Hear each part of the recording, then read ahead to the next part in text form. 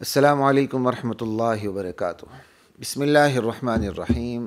خواتین و حضرات، آج کے خبر نامے کے ساتھ آپ کا میزبان خلیق الرحمن آپ سے مخاطب ہے۔ رجب کی 22 تاریخ ہے اور جنوری کی 23 ہے اور 2025 عیسوی اور 1446 ہجری۔ ملک کی جو صورتحال ہے خواتین و حضرات، آپ بہتر سمجھتے ہیں، چند ایک خبریں پڑھ دیتا ہوں، اسی سے آپ کو خود ہی اندازہ ہو جائے گا۔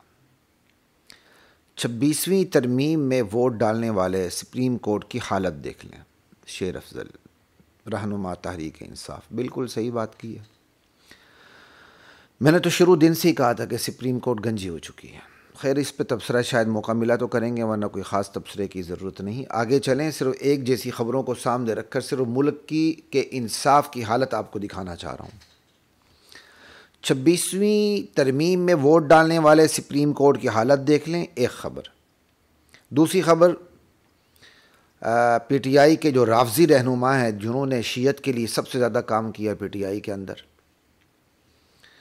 190 ملین عمران کے خلاف جھوٹی گواہی کے لیے شدید دباؤ ڈالا گیا۔ جو 190 ملین کا جو کیس ہے اس میں عمران کے خلاف جھوٹی گواہی کے لیے شدید دباؤ ڈالا گیا، یہ زلفی بخاری کہہ رہے ہیں۔ ٹھیک، اگلی خبر دیکھ لیں۔ طلال چودھری کہہ رہے ہیں پی ٹی آئی نے مخالفین کے لیے جو گڑھا کھودا اس میں خود گر گیا۔ اگلی خبر عطا تارڑ کہہ رہے ہیں عمران کرپشن کا جواب دے، مذہب کے پیچھے نہ چھپیں۔ یہ ساری خبروں کا تعلق آپ دیکھ رہے ہیں انصاف کے ساتھ ہے۔ اس سے کیا نتیجہ آپ اخذ کرتے ہیں؟ سب سے پہلی بات یہ ہے کہ پاکستان کا جو نظام انصاف ہے وہ اسلام پر مبنی نہیں ہے۔ انگریز اس ملک کو چالو حالت میں چھوڑ گیا تھا۔ یہ میں بار بار خواتین و حضرات آپ سے کہتا ہوں، ہمیں اتنی بڑی غلط فہمی میں ڈالا جاتا ہے نا کہ بس میں کیا بتاؤں۔ ہجرت کے موقع پر جو قربانیاں دی گئیں اور جو بیچاروں کو پتہ ہی نہیں تھا جنہوں نے ہجرت کرنی تھی کہ ہم اس طرح اجڑ جائیں گے اور پاکستان میں آ کر ہم یوں اسلام کے حوالے سے یتیم ہو جائیں گے، تو خدا کی قسم وہ قربانیاں کبھی بھی نہ دیتے۔ واللہ نہ میں نہ دیتا، میں انڈیا میں ہی رہتا۔ پھر مجھے پتا ہوتا میرے خاندان نے اجڑ جانا ہے اور جس مقصد کے لیے میں نے ہجرت کی ہے، اسلام کا نفاذ، وہ مجھے حاصل نہیں ہونا، تو میں پاگل ہوتا کہ میں ہجرت کرتا، میں کبھی بھی نہ کرتا۔ یہ ہجرت ہوئی اتنی بڑی دنیا کی، اور اتنا شدید ترین جو ظلم ہوا کس بنیاد پہ ہوا کہ اس ملک میں، نئے ملک میں اسلام نافذ ہوگا؟ نہیں ہوا، آج تک نہیں ہوا جناب۔ یہ ہمیں غلط فہمی میں ڈالا گیا۔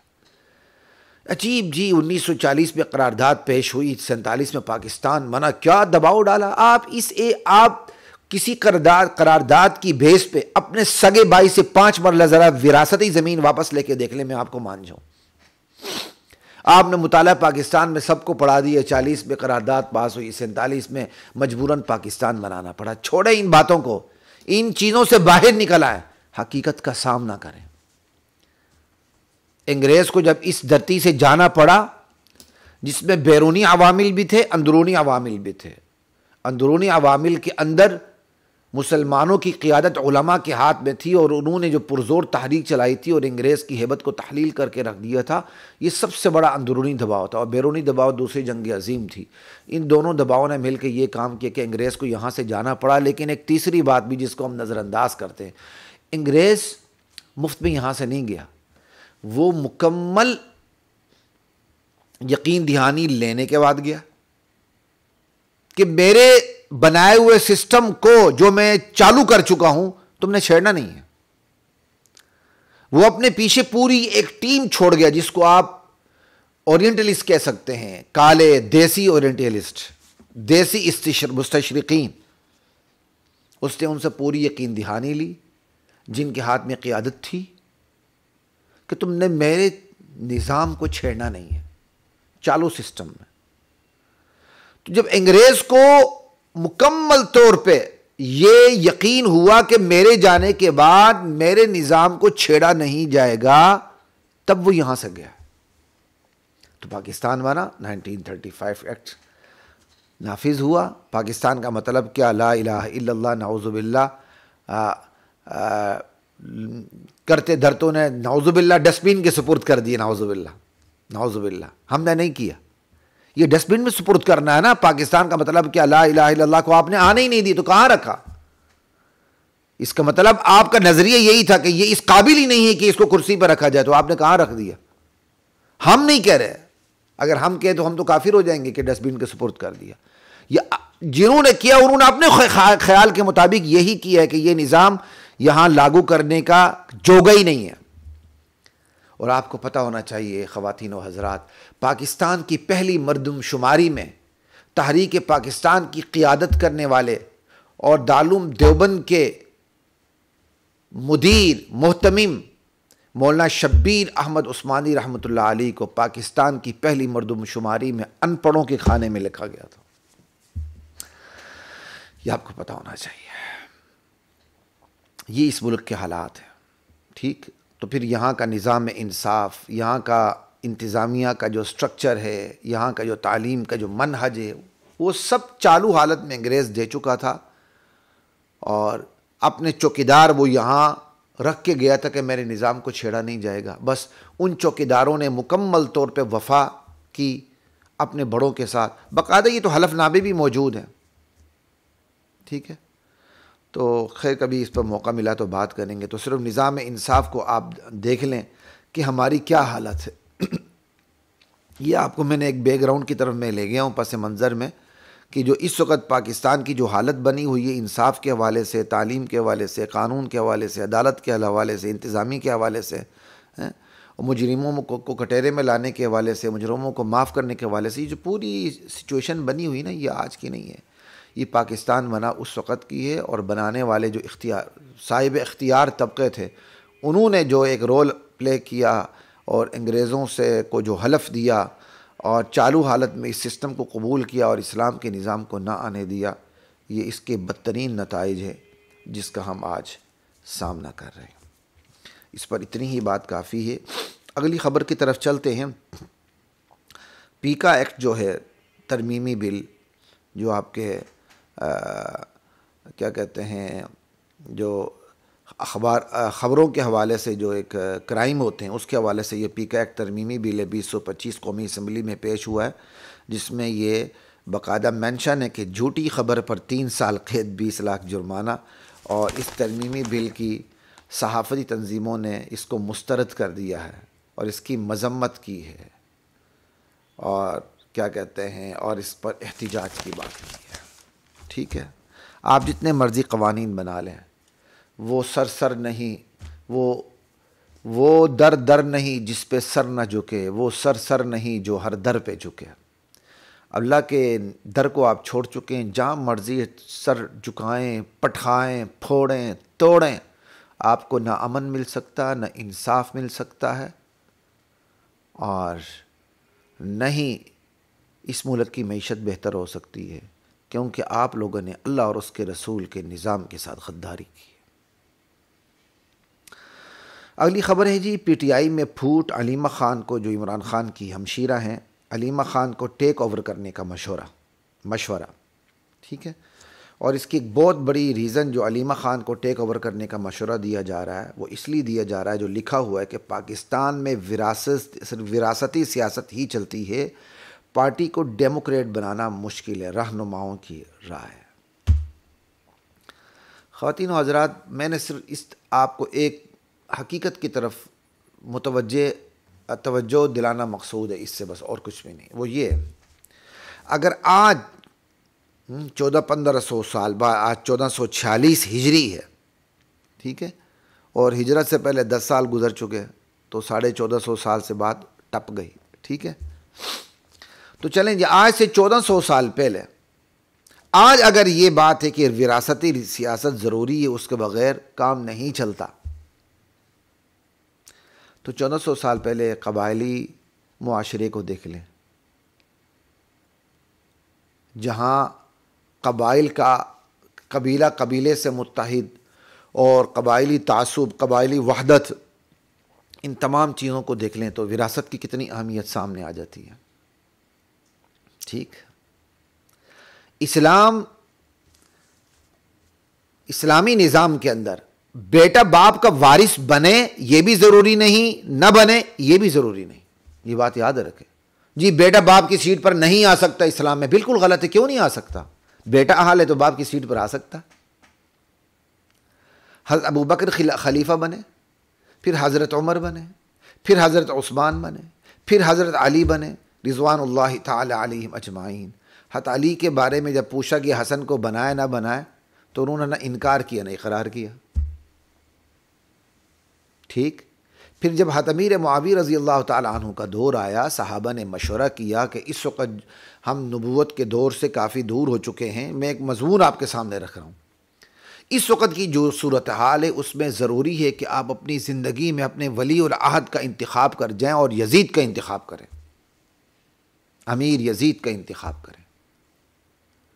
حضرت امیر معاویہ رضی اللہ تعالیٰ عنہ نے ان کی بات فوراً نہیں مانی، دنیا کے مدبر ترین حکمران نے مشورہ کیا اور مشورے میں چلتے رہے، بالآخر جا کے پھر انہوں نے یزید کے حق میں باقاعدہ انہیں ولی العہد مقرر کیا، اور پھر باقاعدہ اس حوالے سے دعا بھی کی کہ یا اللہ تعالیٰ اگر میں نے اس کو اپنی نفسانی خواہش کی وجہ سے مقرر کیا ہے کہ یہ میرا بیٹا ہے تو پھر اسے کامیاب نہ کرنا۔ لا الہ الا اللہ۔ تو اس وقت کتنی ضرورت محسوس ہوتی ہوگی اس معاشرے کے اندر، تو خواہ مخواہ آنکھ بند کر کے تم لوگوں کی حیثیت امیر معاویہ رضی اللہ تعالیٰ عنہ کی استنجا کے ڈھیلے کے برابر نہیں ہے، اور تم اعتراض کرتے ہو امیر معاویہ پر۔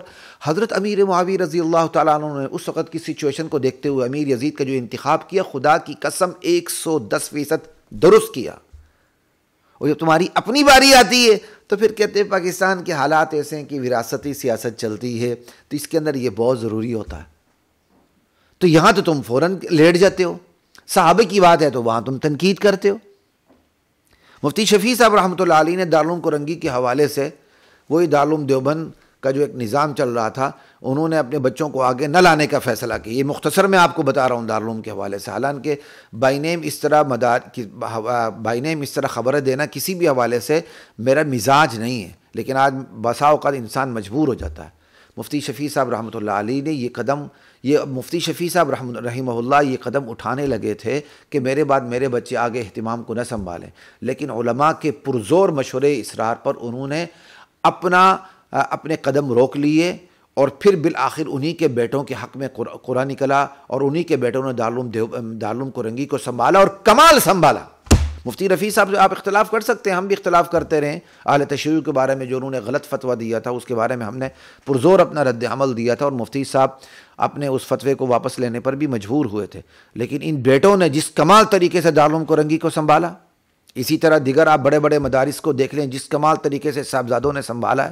آج نابلی 2-2 فٹ کے منہ کھلتے ہیں، منہ میں بواسیر ہوتی ہے اور بیٹوں پر اعتراض کیا جاتا ہے۔ یہ اعتراض کرنے والے اکثر جو ہے نا، یہ مدارس میں یا انتہائی درجے کے بے علم رہے ہوتے ہیں یا انتہائی درجے کے بے عمل رہے ہوتے ہیں۔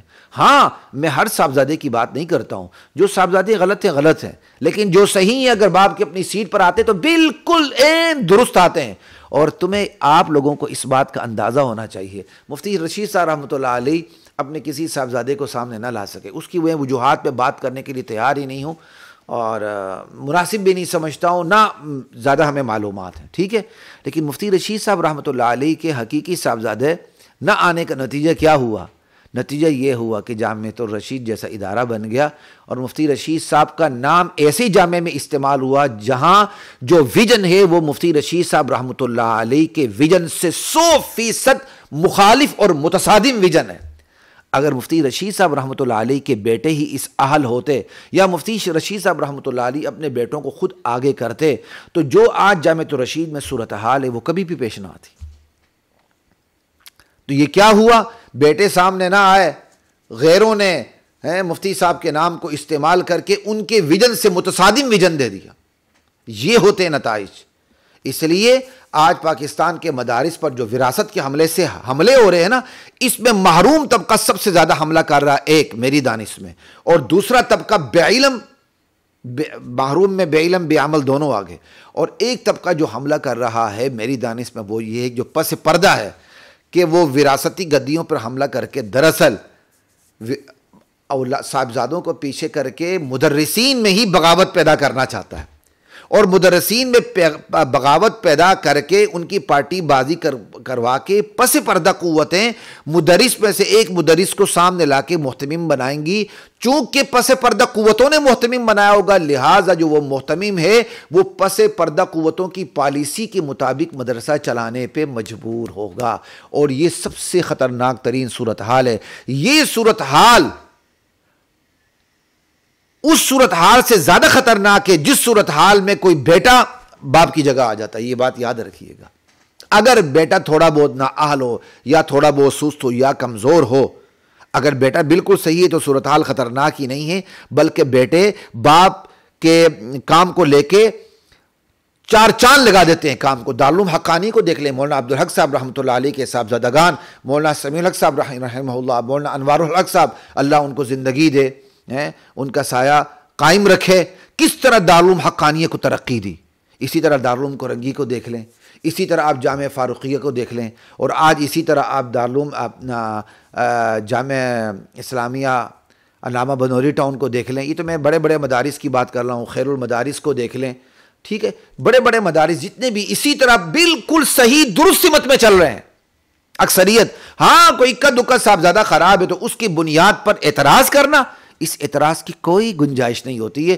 یہ اعتراض کرنے والوں میں نے وہی بتایا، ایک محروم طبقہ شامل ہے جو مدرسے سے باہر بیٹھ کر پتھراؤ کر رہا ہوتا ہے اور اس کے منہ میں بواسیر لگی ہوتی ہے، 2 فٹ کے منہ کھول کے، ٹھیک ہے. اور پھر ایک وہ جو میری دانش میں کہ پس پردہ قوتیں اس کے پیچھے کام کر رہی ہیں کہ باپ کے بعد بیٹے کو نہ لایا جائے، مدرسین کے اندر ہی ایک بغاوت پیدا کی جائے، پھر ان مدرسین میں سے ایک ایسے مدرس کو سامنے لایا جائے جو پس پردہ قوتوں کی پالیسی کو تسلیم کر کے جامعہ کو وزارت تعلیم کے نیچے لے جائے. انا للہ و انا الیہ راجعون. بیٹے اگر اہل نہ ہو یا بیٹوں کو سامنے نہ دیا جائے، وہی صورتحال پیدا ہوتی ہے جو ہو چکی ہے ایک آدھ مدرسے کے اندر، ٹھیک ہے. اس لیے آنکھ بند کر کے جی باپ کے بعد بیٹا وارث نہ ہو، ایسی بات نہ کہا کریں. کہنا تو کہیں، اس سے کوئی فرق نہیں پڑتا. اچھا جی، آگے چلتے ہیں جی. تو آج کی خبریں تھیں. آج کے خبر نامے میں ہم کچھ کل کی خبروں کو بھی شامل کرتے ہیں کیونکہ اس پر ہمیں تبصرہ کرنا ہمارا مقصود ہے. امریکہ میں سیاسی پناہ امیگریشن پر سخت پابندیاں. اچھا جی، میکسیکو کی سرحد سیل، صرف مرد اور عورت کی جنس تسلیم ہوگی، یہ ٹرمپ نے کہا ہے جی. کمال کی بات کی ہے. امریکہ کے جو 9 منتخب صدر ہیں وہ کہتے ہیں جنس جو ہے صرف مرد اور عورت ہے، ٹرانسجینڈر کوئی جنس نہیں ہے. اور بالکل صحیح بھائی، ٹرانسجینڈر تو فیلنگ کی بنیاد پر ہے.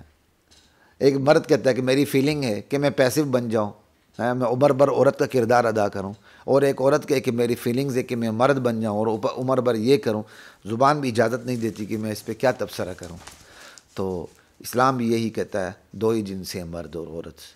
جہاں تک بات ہے ہجڑوں کی، پھر اس میں دیکھا جاتا ہے کہ اس پہ غلبہ کس کا ہے. مرد کا غلبہ ہو تو وہ مرد میں شمار ہوتے ہیں، عورتوں کا غلبہ ہو تو وہ عورت شمار ہوتے ہیں. ان کی نشانیوں کو دیکھا جاتا ہے، ٹھیک ہے. یہ اس وقت مسئلہ بتانے کا موقع نہیں، صرف آپ کو یہ بتا رہا ہوں کہ ایک مرد ہوتا ہے، ایک عورت ہوتی ہے، اور ایک درمیان میں ہوتا ہے. جو درمیان میں ہوتا ہے اس کی علامات کو دیکھا جاتا ہے، وہ اس کی علامات میں مرد کا غلبہ ہے کہ عورت کا غلبہ ہے. مرد کا غلبہ ہے تو مرد تصور ہوگا، یہاں تک کہ وراثت میں بھی مرد تصور ہوگا.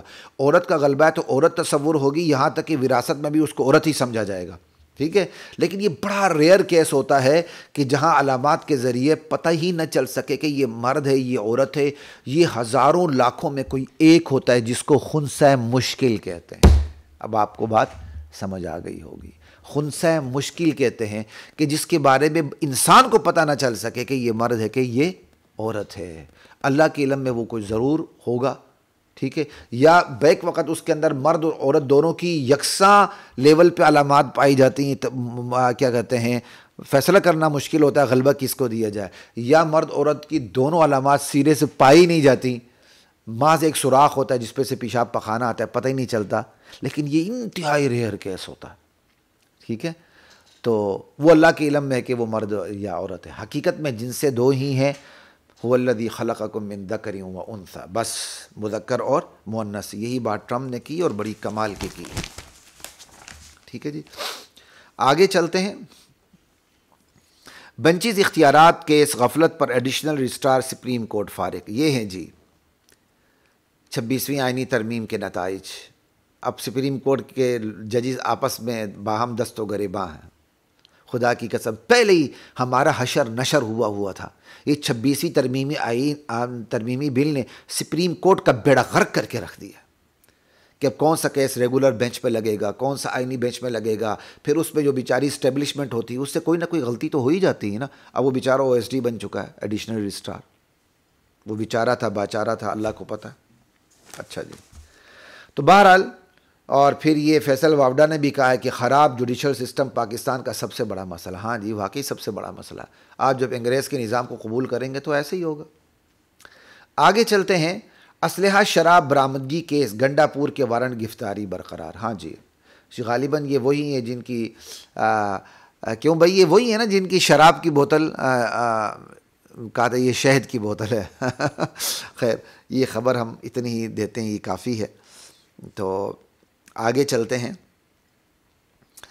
کہ یہ اخبارات پر بھی میں آج آپ کو اعتراض کرنے لگا ہوں. آج کل جو اردو اخبارات آ رہے ہیں نا، اس کا ایک تو اس کے کاغذ کا بھی معیار نہیں ہوتا، دوسرا خبروں کا بھی معیار نہیں ہوتا. جب یہ الیکٹرانک میڈیا نے اتنی ترقی نہیں کی تھی، پرنٹ میڈیا بڑا عروج پہ تھا، اور میں بچپن کا یہ بڑا عادی ہوں اخبارات کا، تو درمیان میں کافی سال میں اخبارات سے لا تعلق رہا. آج کے خبر نامے کی برکت سے دوبارہ میں پرنٹ میڈیا کا جو اخبار ہے اس طرف میں متوجہ ہو چکا ہوں. تو اب صاف نظر آ رہا ہے جو خبروں کا انداز ہے، ہیڈ لائن ہے، اس میں انتہائی قسم کا زوال آ چکا ہے. یعنی ایک ہی وقت میں چھوٹے سے اس میں چھوٹی سی سپیس کے اندر ایک سے زائد خبریں دینے کا جو انداز ہے وہ اتنا غلط ہے کہ وہ دو جملے اکٹھے کو کچھ اور مطلب بن جاتا ہے. کل میں اسٹڈی کر رہا تھا، اخبار پڑھ رہا تھا، تو پڑھتے ہوئے میں حیران ہو گیا کہ یہ کیسی خبر ہے، کیونکہ کافی عرصے بعد میں اخبارات کی طرف متوجہ ہوا ہوں. بس ہم موبائل دیکھ کے گزارا کرتے تھے. وہ آپ کو میں اس کی مثال دے رہا ہوں. پاکستان کے وزیر اعظم کی سٹیٹمنٹ ہے، بیان ہے جو لگا ہے، اور اخبار نے کس طرح لگایا ذرا دیکھیے گا. گوادر کی ترقی روکنے والے ملک دشمن غزہ کی تعمیر نو میں تعاون کریں گے. پھر سنیے، میرا ایڈمن بھی ذرا کان کھول کے سنیں. گوادر کی ترقی روکنے والے ملک دشمن غزہ کی تعمیر نو میں تعاون کریں گے. میں حیران ہو گیا، یار یہ کیا مطلب ہے کہ گوادر کی ترقی روکنے والے جو ملک دشمن ہیں انہوں نے غزہ کی تعمیر نو میں تعاون کرنے، وہ کون لوگ ہیں؟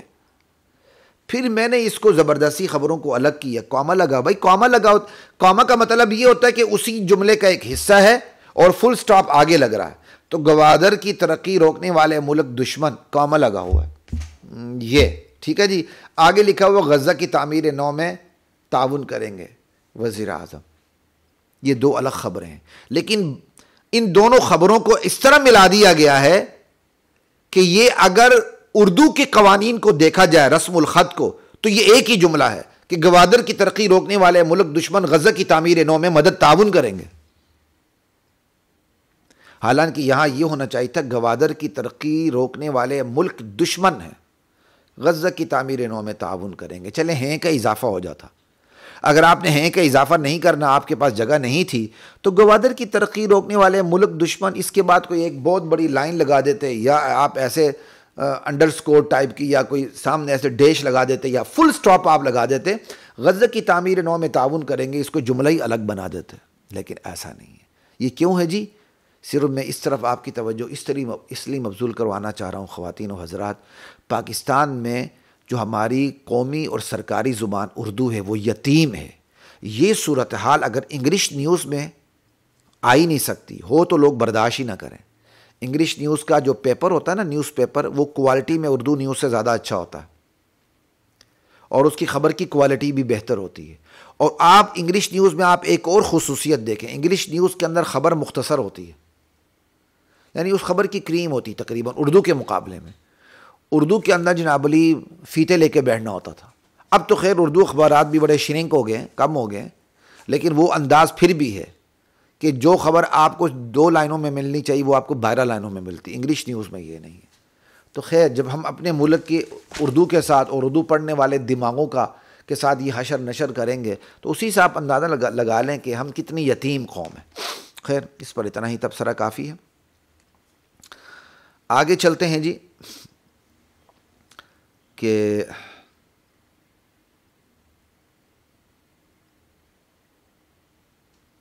ایک خبر پر میں توجہ مبذول کروانا چاہتا ہوں کہ 2 خلیجی بینک پاکستان کو 7% شرح سود پر قرض دیں گے، معاملات طے ہو چکے ہیں۔ آپ اندازہ کر لیں، 2 خلیجی بینک، عرب ملک ہیں، اب اس کا نہیں لکھا کون سے ہیں، 2 خلیجی بینک پاکستان کو 7% شرح سود پر قرض دیں گے۔ یہ جی پاکستان کی معیشت ترقی کر رہی ہے، سود کا لینا دینا، اور پھر اس پر یہ خواب دیکھنا کہ پاکستان کی معیشت بہتر ہوگی۔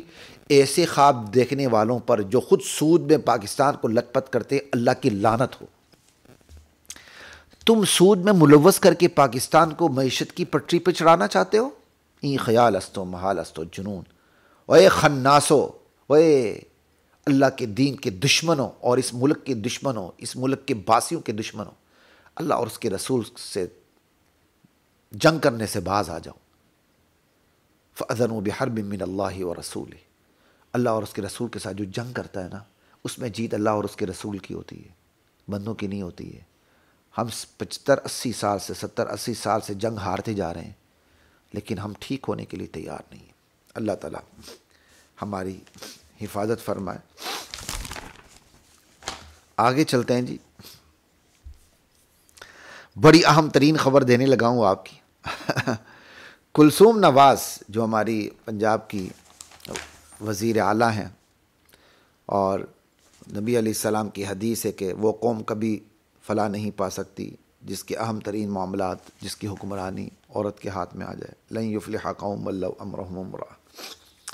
کلثوم نواز اور مریم نواز کی تصاویر 10ویں جماعت کے نصاب میں شامل، محکمہ تعلیم پنجاب نے تصدیق کر دی۔ آپ اندازہ کر لیں، یہ ہماری حالت ہے حکمرانوں کی کہ وہ اب اس سے بھی باز نہیں آ رہے ہیں کہ باقاعدہ نصابی کتب کے اندر اپنا تذکرہ اور اپنی تصویروں کو شامل کروا رہے ہیں، اپنے خاندان کا تذکرہ اور اپنے خاندان کی تصویروں کو شامل کروا رہے ہیں۔ کیا ملے گا آپ کو؟ کل آپ کے علاوہ کوئی اور حکمران آ جائے گا، وہ آپ کی تصویر بھی نکال دے گا، آپ کا تذکرہ بھی نکال دے گا۔ یعنی ہم نے نصابی کتب کو بھی فٹ بال بنا دیا۔ آج آپ کی صرف اتنی چلی یہ کہ آپ نے پنجاب کے اندر رہ کر نصابی کتب میں اپنی تصویر اور اپنے خاندان کی تصویر شامل کر دی ہے، تو کل آپ کی بھی یہی خواہش ہوگی کہ کرنسی نوٹ پر بھی آپ کی تصویر آ جائے۔ خواتین و حضرات، میں آپ کی طرف اب مخاطب ہو کے کہہ رہا ہوں، یہی ہے ہمارے حکمرانوں کی کل اوقات۔ ان کی نیتیں ان کے اعمال سے ظاہر ہوتی ہیں، بس اس پہ اتنا ہی تبصرہ کافی ہے۔ انا للہ و انا الیہ راجعون۔ اگلی اور آخری خبر آپ کو بتا دوں کہ 400 ٹرینیں لاپتہ، ریلوے ٹریک پر قبضے، پٹریاں بھی چوری ہو چکی۔ یہ پاکستان ہے۔ پاکستان ریلوے کی 300 سے لے کر 400 کے قریب مسافر اور مال بردار ٹرینیں لاپتہ ہو چکی ہیں۔ آسمان کھا گئے یا زمین نگل گئی۔ جن ریلوے ٹریک پر ٹرینیں چلا کرتی تھی ان پر قبضہ ہو چکا، سینکڑوں رہائشی اور کمرشل بلڈنگ بن چکی ہیں، زیادہ تر ریلوے ٹریک کی پٹریاں چوری ہو چکی ہیں۔ انا للہ و انا الیہ راجعون۔ آگے میں کیا پڑھوں، آگے پڑھنے کا جی بھی نہیں چاہتا، لیکن دیکھتے ہیں کہ اور کیا خبر آگے دی جا رہی ہے۔ بس چھوڑیں، دفاع کریں، وقت ضائع کرنا۔ صرف آپ کو یہ بتا دیا، جس کا جتنا بس چلتا ہے وہ اتنا ہی اس پاکستان کو لوٹتا ہے۔ انگریز نے اس دھرتی کو، معیشت کی چڑیا کو خوب لوٹا اور اپنی صنعتوں کو ترقی دی۔ انگریز نے جانے کے بعد اس ملک کے نظام کو چالو حالت میں چھوڑ کے اپنے وفادار کتوں کے ہاتھ میں یہ نظام دے دیا۔ آج اس کے وفادار کتے خوب معیشت کی اس چڑیا کو لوٹتے جا رہے ہیں، اور لیکن یہ ہے کہ یہ اس کی دولت ختم ہونے میں نہیں آ رہی۔ خواتین و حضرات، اللہ اور اس کے رسول کے دیے اصول سے بغاوت ہوتی رہے گی تو حکمران فرعون بنتے رہیں گے، قارون بنتے رہیں گے، حامان بنتے رہیں گے، شداد اور نمرود بنتے رہیں گے، اور میں اور آپ پستے رہیں گے۔ کب تک پسنا ہے آپ نے؟ ارادہ کر لیں مزاحمت کا، فکری سیاسی سطح پر، سماجی سطح پر، مذہبی سطح پر، گھریلو زندگی سے لے کر فرد کی زندگی سے لے کر اقتدار کی کرسی تک اپنی مزاحمت کو لامحدود کر لیں۔ مزاحمت کا مطلب یہ نہیں کہ ڈنڈے سوٹے ہاتھ میں اٹھا لیں۔ خواتین و حضرات، مزاحمت کا مطلب یہ ہے فرد کی زندگی سے لے کر کرسی تک جہاں جہاں آپ ہیں وہاں اللہ اور اس کے نظام کو اپنے اوپر لاگو کر دیں اور لوگوں پر لاگو کرنے کی کوشش کریں۔ یہ سب سے بڑی مزاحمت ہے۔ اقتدار کے بغیر ہی 70-80% اسلام آسانی سے ہم لاگو کر سکتے ہیں، لیکن اس کے لیے ہم تیار نہیں ہیں۔ ہم جب بھی توحید فی الحاکمیت کی بات کرتے ہیں تو سیدھا وار جمہوریت پہ کرتے ہیں، نظام کے بارے میں بات کرتے ہیں، حالانکہ توحید فی الحاکمیت کی ابتدا ہی فرد کی زندگی سے ہوتی ہے۔ توحید فی الحاکمیت کی بات کرنے والے فرد کی زندگی بات کیوں نہیں کرتے ہیں کہ ہم افراد کی زندگی میں کوشش کریں کہ اللہ کی توحید رچ بس جائے۔ آگے انشاءاللہ آسانی ہوگی توحید فی الحاکمیت پر، اس حوالے سے انشاءاللہ اللہ نے چاہا کسی وقت ضرور بات ہوگی۔ اجازت دیجیے اپنے میزبان کو۔ السلام علیکم ورحمۃ اللہ وبرکاتہ۔ وَلَقَدْ أَنزَلْنَا